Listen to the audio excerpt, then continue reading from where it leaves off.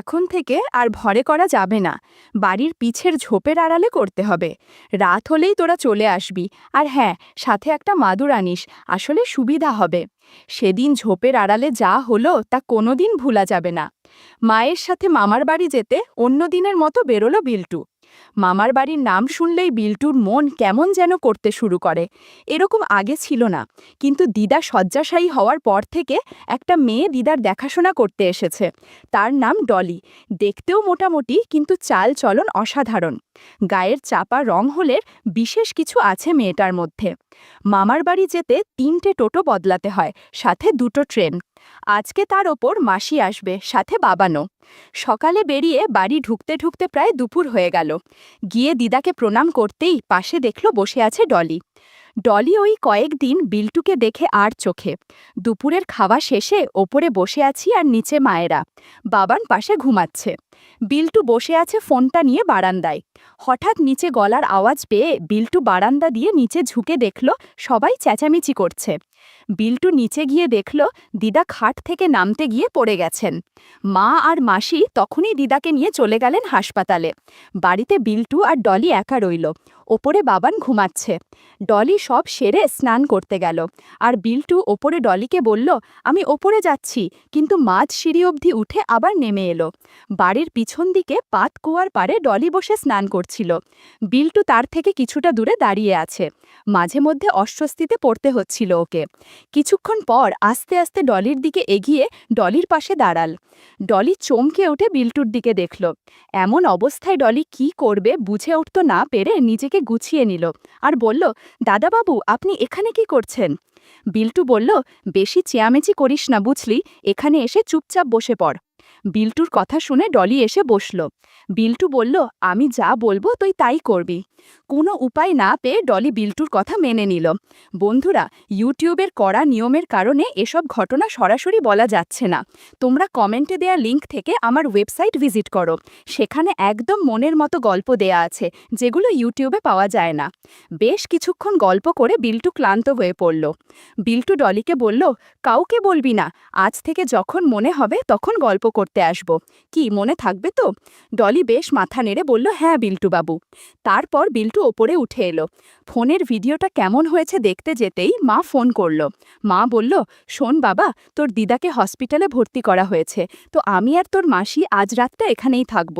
তুই বাবানকে একটু সামলে রাখিস আর ডলিকে বলিস রান্না করে দেবে। কথাগুলো শুনে বিল্টুর মন আনন্দে ভরে উঠল। আচ্ছা মা, তোমরা সাবধানে থেকো, বলে ফোনটা কেটে দিল। একটু শুয়ে থেকে দুপুরের কথাটা মনে পড়তে শুরু করল। বাবানের দিকে তাকিয়ে দেখল সে এখনও ঘুমাচ্ছে। সে আস্তে আস্তে নিচে নেমে এলো। নিচে ঠাকুমার ঘরের পাশেই একটা চৌকিতে শুয়ে থাকে ডলি। বাবান ডলির বিছানার পাশে এসে দাঁড়াল। ডলি তখন একখানা ম্যাক্সি পরে ঘুমাচ্ছিল। ওকে দেখে বিল্টুর মনে অদ্ভুত টান লাগলো, নিজেকে সামলাতে কষ্ট হচ্ছিল। বন্ধুরা, ইউটিউবের কড়া নিয়মের কারণে এসব ঘটনা সরাসরি বলা যাচ্ছে না। তোমরা কমেন্টে দেয়া লিঙ্ক থেকে আমার ওয়েবসাইট ভিজিট করো। সেখানে একদম মনের মতো গল্প দেয়া আছে, যেগুলো ইউটিউবে পাওয়া যায় না। ঘণ্টাখানেক পর বিল্টু আবার ওপরে গিয়ে দেখল বাবান তখনও ঘুমাচ্ছে। অবশ্য ডলি সেরকম আওয়াজ করতে গিয়েও করেনি। বিল্টু এবার ভাইয়ের পাশে শুয়ে পড়ল। বিকেলের ঘটনার পর বিল্টু কখন ঘুমিয়ে পড়েছে বুঝতেই পারেনি। উঠে দেখে সন্ধ্যা হয়ে গেছে। পাশে বাবান শুয়েছিল, কিন্তু এখন আর নেই। জামাটা গলিয়ে নিচে নেমে বিল্টু দেখল বাবান বাইরের চৌকিতে বসে আছে। বাবানকে দেখে বিল্টু জিজ্ঞেস করল, কিরে, এখানে বসে কি করছিস? ভিতরে চল। বাবান বলল, না গো, মা তো নিচের ফোনে ফোন করে বলল যে নিমাইদা আসবে ও বাড়ি থেকে নিয়ে যেতে। নিমাইদা বাবানদের বাড়ি কাজ করে। বিল্টু সেটা জানত, তাই বাবান চলে যাবে শুনে তার খুশি যেন মনে ধরল না। খুশি আটকে রেখে বলল, আচ্ছা, এসব আবার কখন হলো? বাবান গেটের দিকে তাকিয়ে থেকে বলল, একটু আগেই তো। তার কিছুক্ষণ পরেই নিমাইদা এসে বাবানকে নিয়ে গেল। বাবানের মনটা খারাপ দিদাকে এরকমভাবে নিয়ে যেতে দেখে। বিল্টুর অবশ্য সেসবের দিকে কোনো খেয়াল নেই। ওর চিন্তা শুরু ডলিকে নিয়ে। বাবান চলে যেতেই সে ভালো করে সদরের দরজাটা আটকিয়ে এলো। তারপর রান্নাঘরে উঁকি দিতেই দেখল ডলি দাঁড়িয়ে রান্না করছে। তার দিকে পিছন ফিরে থাকায় ডলি দেখতে পেল না বিল্টু কখন তার পিছনে এসে দাঁড়িয়েছে। বিল্টুর উপস্থিতি বুঝতে পেরে ডলি একটু চমকে উঠল। তারপর আস্তে আস্তে বলে উঠল, বাইরে ছোড়দাবাবু আছে, দেখলে সমস্যা হয়ে যাবে। বিল্টু বলল, কেউ নেই গো, আজকে শুধু তুমি আর আমি। আজ আমি তোকে রান্না করতে সাহায্য করব। তুই একা সংসারের কাজ সামলাতে গিয়ে হিমশিম হয়ে পড়িস। কথাগুলো বলে বিল্টু ব্যাগ থেকে জাম্বুরা বের করল। বন্ধুরা বুঝে তো কি বলতে চাচ্ছি? বিল্টু বলল, আমি লাউ দুটো রান্না করছি, তুই খুন্তি নিয়ে একটু ডাল ঘুঁটে দে। ডলি বলল, সাবধানে করবেন বিল্টুবাবু, কেউ যদি জানতে পারে তাহলে সমস্যায় পড়ে যাব। ঘণ্টাখানেক রান্না করতে করতে কখন যে সন্ধ্যা হয়ে গেছে বোঝাই গেল না। শেষমেশ মাংস কষিয়ে আজকের মতো রান্না শেষ করল। কনেক ক্লান্ত থাকায় ডলি ঘুমিয়ে পড়ল। এদিকে বিল্টু জেগেছিল, তাই জানলার বাইরের খচমচ আওয়াজটা হঠাৎ কানে যেতেই উঠে বসল বিল্টু। পাশের টেবিল থেকে টর্চটা নিয়ে ওপরের বারান্দায় যেতেই দেখল পাশের গলিতে কারা যেন কি করছে। একটা মেয়ে আর একটা বয়স্ক লোকের কথা কানে আসছিল। বিল্টু সেদিকে টর্চ মারতেই অবাক হয়ে গেল। এই কি দেখছে সে? পাশের বাড়ির কেয়া বৌদি ওপাড়ার বিশু কাকু কি যেন করছে।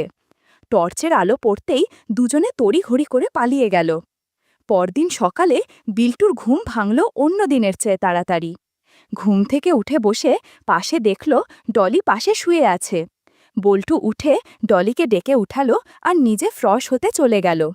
কিছুক্ষণ বাদে বিল্টুর মা এলেন। ততক্ষণে বিল্টু আবার ভালো ছেলে হয়ে গেছে। মায়ের কাছ থেকে দিদার খোঁজ খবর জানল।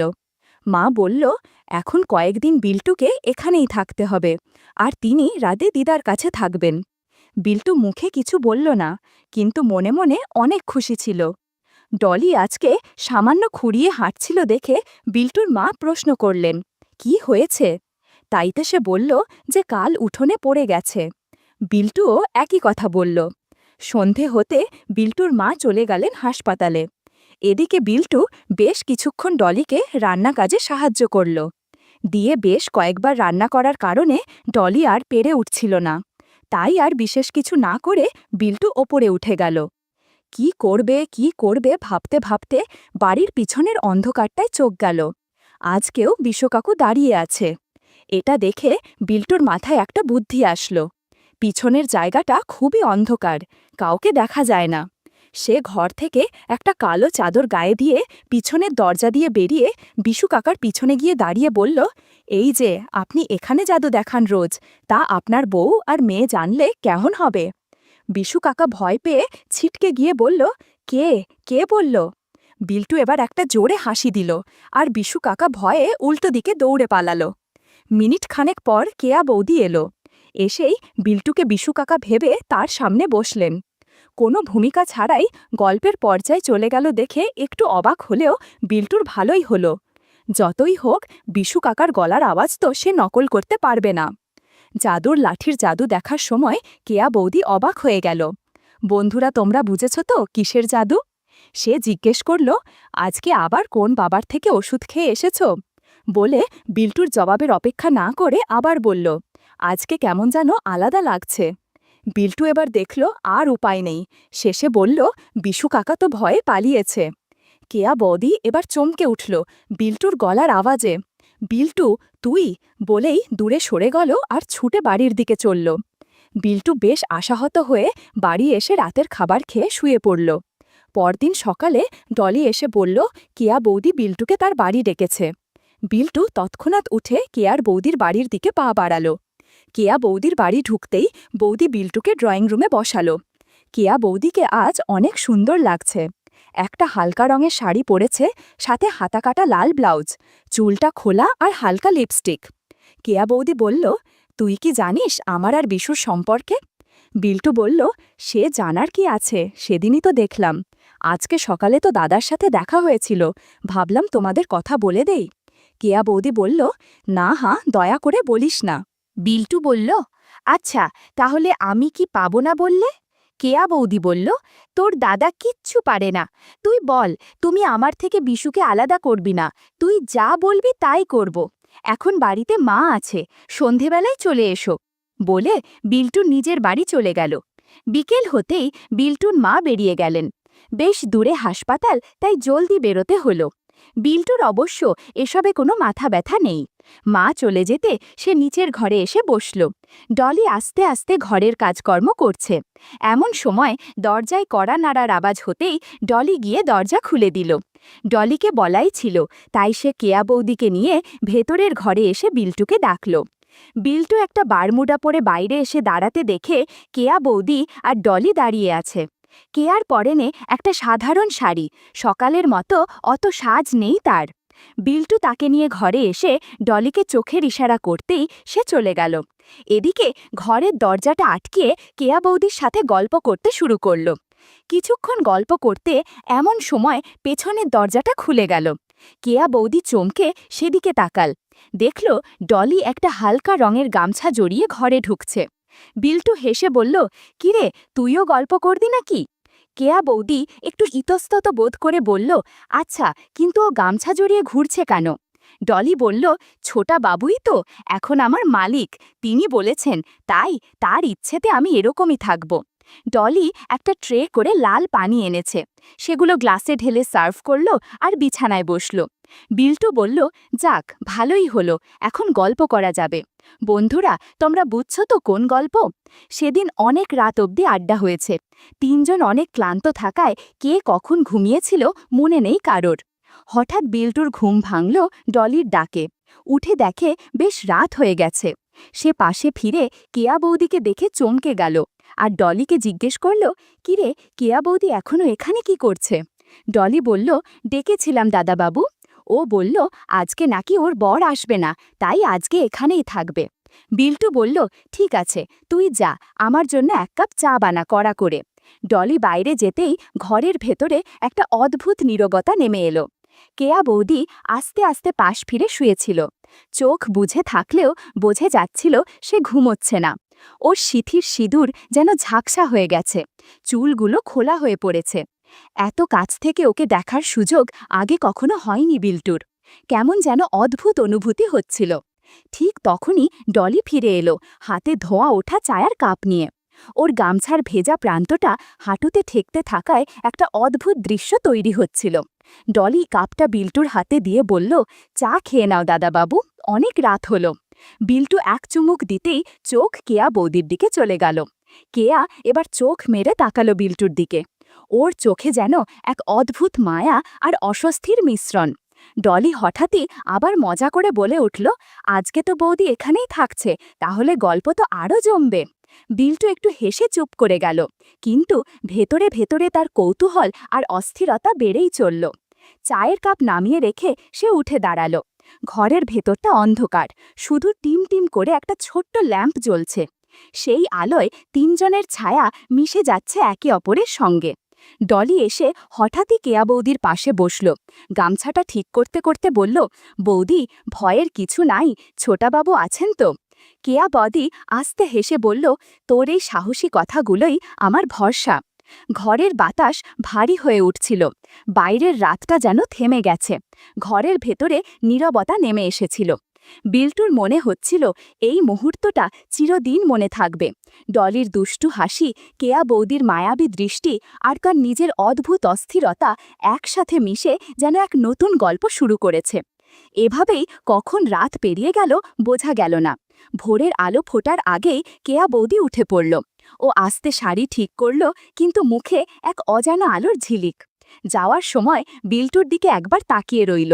সেই দৃষ্টিকে যেন অজানা প্রতিশ্রুতি লুকিয়েছিল।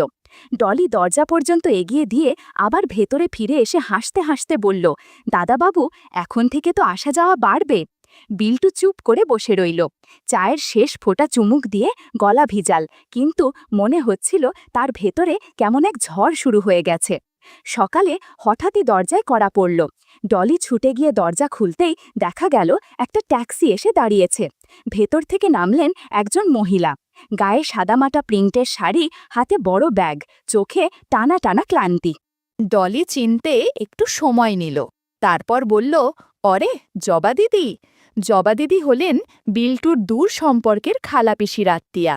মাঝে মাঝেই বাড়িতে আসতেন, তবে এতদিন পর হঠাৎ করে আসবেন সেটা কেউ ভাবেনি। তিনি সরাসরি ঘরে ঢুকে বললেন, হাসপাতালে তোমার দিদাকে দেখতে গিয়েছিলাম, ভাবলাম এখানে থেকে ঘুরে আসা যাক। ডলি তড়িঘড়ি করে ব্যাগটা নিয়ে ভেতরে ঢুকালো। মুখে হাসি ফুটালেও ভেতরে কেমন যেন অস্বস্তি বোধ করছিল, কারণ এতদিন যা কিছু চলছিল এখন সব কিছু সামলানো কঠিন হয়ে যাবে। বিল্টু তখন সবে উঠেছে, গায়ে হালকা বারমুডা, চুল এলোমেলো। জবা দিদিকে দেখে একটু অপ্রস্তুত হয়ে গেল। কেয়া বৌদি তখনও ভেতরে বসেছিল, দরজার ফাঁক দিয়ে সব দেখতে পেয়ে ওর বুক ধকধক করতে লাগলো। এখন যদি কিছু ধরা পড়ে যায়। জবা দিদি ঘরে ঢুকতেই দেখে সারা ঘর এলোমেলো, মেঝেতে শাড়ি, ব্লাউজ, পেটিকোট আরও কত কি এদিক সেদিকে পড়ে আছে। একটু পর লক্ষ্য করল বিছানায় শ্যাম্পু পড়ে আছে। জবা দিদি বলল, ঘরের এই অবস্থা কেন? কেউ কোনো উত্তর দিল না। সবাই টেনশনে পড়ে গেল, কি বলবে না বলবে। জবা দিদি আবার বলল, বুঝেছি, বাড়িতে কেউ নেই বলে অগোছালো হয়ে আছে। সেদিন কোনো মতে সময় কেটে গেল। রাত হতেই ডলি আর কেয়া বৌদির মন হতাশ হয়ে পড়ল, কেননা জবা দিদির কারণে এখন আর কিছুই করা যাবে না।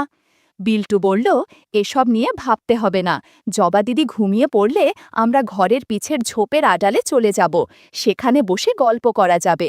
এমন কথা তেমন কাজ। জবা দিদি ঘুমানোর পর তিনজন ঝোপের আড়ালে চলে গেল। খোলা আকাশের নিচে অনেক সময় কাটল। পোকামাকড়ের শব্দ আর ব্যাঙের ডাকে কেউ কিছু টের পেল না। বেশ ভালোই চলছিল তাদের দিনকাল।